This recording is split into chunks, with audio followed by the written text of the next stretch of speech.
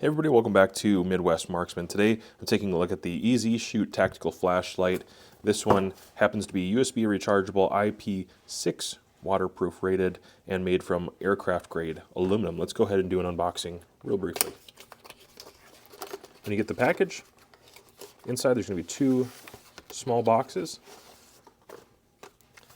Let's start with the actual flashlight itself. A little bit of insulation, plastic wrap, and I have already pre-charged this off camera. Only needed a little bit more to juice it up all the way. And that's what it looks like.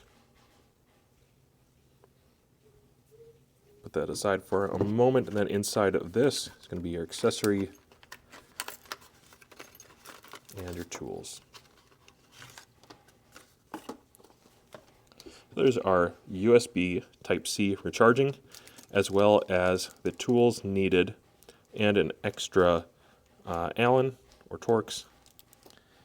And right here, you're going to see a couple of the features, briefly talking about the light activation, which is going to give you left side light, and then you have your laser button up front.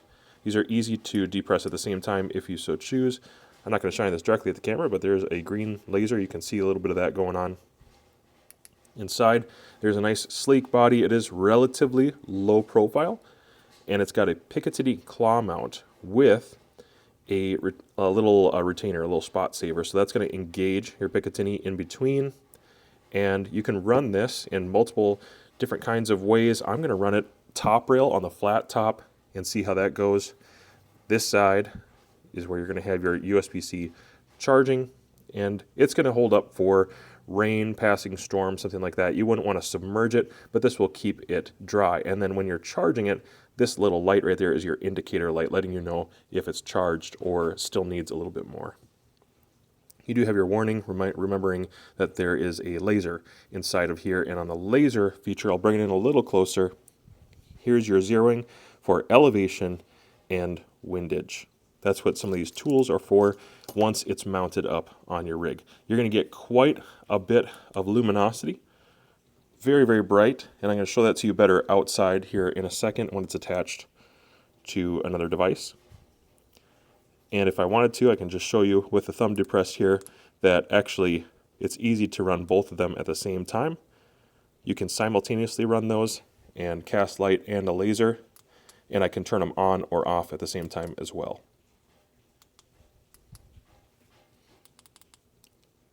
Triple tap gives me a strobe. Holding down is not going to turn it off. You need to actually press it and release to turn it on and off. Not too wide overall, and I think it's going to work pretty good on that flat top, especially being able to activate it with a thumb and run both of those buttons either together or just individually. When it's time to actually use the device, you're going to loosen up those Torx with the included tool. I'm going to find about the right place on here. For me, it's going to be a little bit closer to probably right there. Yep, that looks good just on this random piece of Picatinny I have. This is not a firearm. And I'm going to tighten them down, snug those almost all the way. And now I'm ready to tighten down quite a bit more. Try to do it evenly and bounce back and forth between the two of them. Next would be the adjustment of the laser.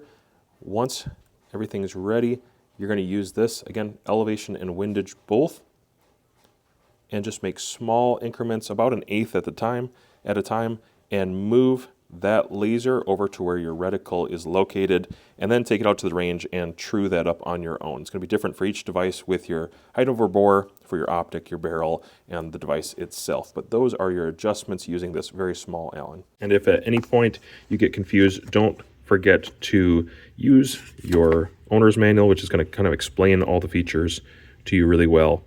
And it's going to tell you about your battery life and how to use it and what you can expect for luminosity. Dual LED, looking at 3 minutes, and then 1000 lumens for 65 minutes. Single LED looking at 1000 lumens for 3 minutes and 500 for 91 minutes. Not too bad at all. Looking at dynamic step down settings, if you want to adjust things, you can go 1600 lumens for 3 minutes or 650 for 65 minutes. So that's quite a long time. You could do a lot with a light like that, but consult this if you want to cycle between your LEDs, right LED, left LED. The light will remember your last setting, which is really important. I'm going to leave it on the factory settings right now for myself.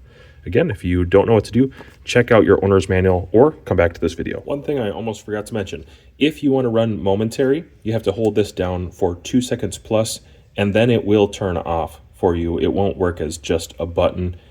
So taking my thumb off does depress it, but if I press it once and take my thumb away, it's going to leave it on. So there is a momentary option as long as you leave it activated for 2 seconds plus. All right, let's take a look at the white light. We're at 25 yards. There's what the white light is going to look like.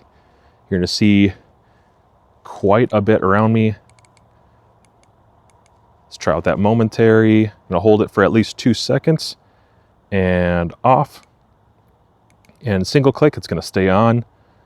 Looks like I get at least 25 yards of a hot spot. Looks really nice, actually. 25 yards of a hot spot. Let's activate the laser. There's a laser. 25 yards and out to about 170 out there. I can see it at about 170 and then back to 25. Let's do them both at the same time. Oh yeah, very, very easy to pick up. Let's try some strobe.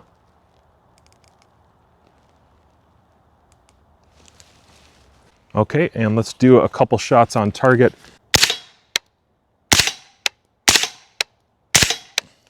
Laser looks like it's right on.